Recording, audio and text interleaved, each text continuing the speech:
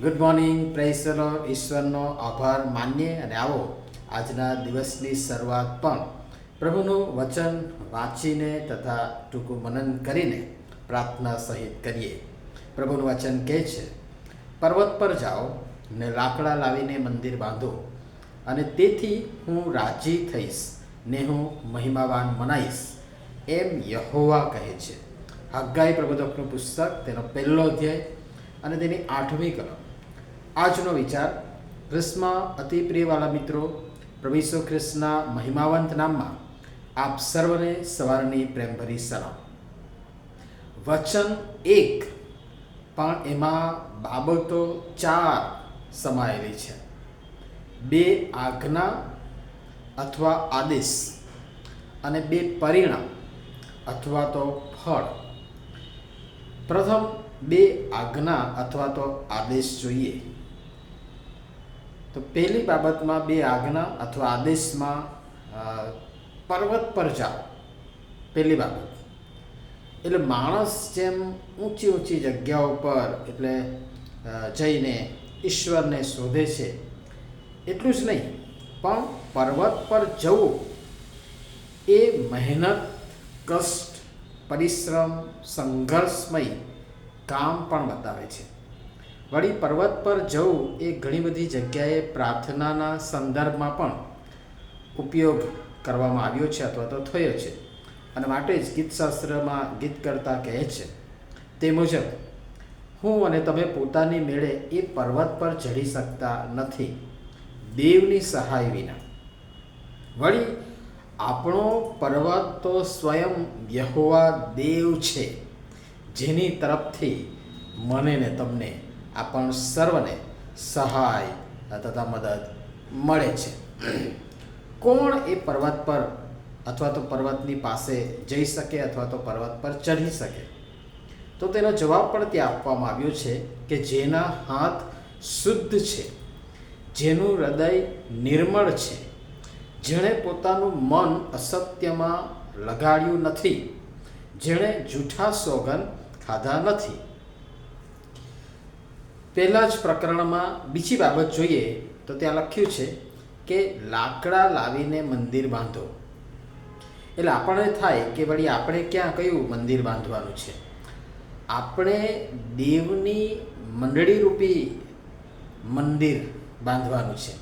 અને એટલે સંઘર્ષ કરી આત્માઓ જીતી દેવની મંડળીમાં ઉમેરવા, તેમના રાજ્યને વિસ્તારવા પ્રાર્થના સહિતના પ્રયત્ન કરવા પડશે. અને એ માટે શેતાનને તેના અપદૂતોની સાથે સતત સંઘર્ષ થશે અને એમાં ઉતરવું પડશે.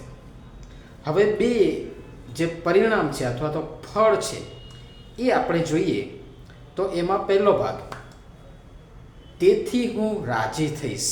ઈશ્વર કહે છે કે તેથી હું રાજી થઈશ.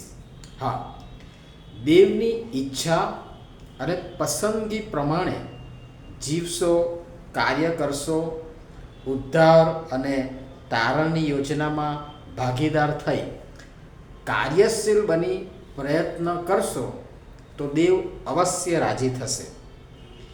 એમાં બીજી બાબત, ઈશ્વર કહે છે કે હું મહિમાવાન મનાઈશ ને હું મહિમાવાન મનાઈશ. હા, તમારી મારી આપણી આ પ્રકારની સાક્ષી રૂઢિકરણી દેવનો પ્રકાશ રેલાવવા મારફતે નમૂનારૂપ જીવન જીવવા દ્વારા દેવના રાજ્યના વૃદ્ધિ અને વિકાસમાં યોગદાન આપવા દ્વારા આત્માઓ જે નાશમાં જઈ રહ્યા છે એમને બચાવવા, જીતવા દ્વારા શેતાનના સંગજામાં, બંધનમાં ફસાયેલા લોકોને છોડાવીને એ સંઘર્ષ કરીને એ શેતાનને હરાવવા દ્વારા એ જીત મેળવીને એ જીતવા દ્વારા તથા ફળવંત જીવન જીવવા દ્વારા ફળ ઉપજાવવા અને એ ફળ પણ કાયમ રહેવા અને એ બધા દ્વારા અને પ્રભુમાં રહેવા દ્વારા દેવને મહિમા મળે છે.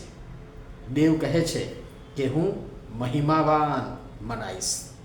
તો આ બધી બાબતો યાદ રાખતા આવો આપણે દેવની આજ્ઞાનું પાલન કરતા, તેમના આદેશને અનુસરતા, તેમને રાજી કરી તેમને મહિમાવાન કરીએ. જોકે તે મહિમાવાન છે જ, પણ એ આપણને તક આપે છે એ દિશામાં હું ને તમે પણ વપરાઈએ. બાકી એમને એ પોતે મહિમાવાન છે જ, મહિમાવાન તો છે જ, પણ એ આપણને તક આપે છે. તેમની કૃપામાં આપણે લાયક છે એના માટે નહીં. અને તેથી એ જે તક મળી છે એનો લાભ લેતા, લાહવો લેતા આવો આપણે ઈશ્વરના મહિમાના પાત્રો બનીએ અને વપરાઈએ. પ્રભુ એમ કરવા આપણ સર્વની સહાય તથા મદદ કરો. પ્રાર્થના કરીએ. પ્રેમાળ પિતા, વ્યક્તિગત જીવન, સમાજ, મંડળી, રાષ્ટ્ર વગેરે જેવા બાંધકામ અથવા સર્જનાત્મક કાર્યોને માટે, વળી અમારું શરીર જે તમારું મંદિર છે તેના બાંધકામ માટે તમે અમને તક આપો છો. અમે લાયક છીએ માટે નહીં, પણ તમારી કૃપામાં અમને એ અવસર મળે છે, એ તક મળે છે, એ લાહવો મળે છે. ત્યારે તે ઝડપી લઈ તમારી ઈચ્છા પૂરી કરવા તથા તમને રાજી કરવા ને તે દ્વારા તમને મહિમાવાન કરવા કૃપા કરીને અમને એ સમજણ આપો અને અમારી સહાય તથા મદદ કરો અને અમને તમારા મહિમાના પાત્ર બનાવો અને અમારો ઉપયોગ કરો. પ્રભુ ઈસુના નામમાં અમારી પ્રાર્થના સાંભળો અને સ્વીકાર કરો. આમીન. ધન્યવાદ.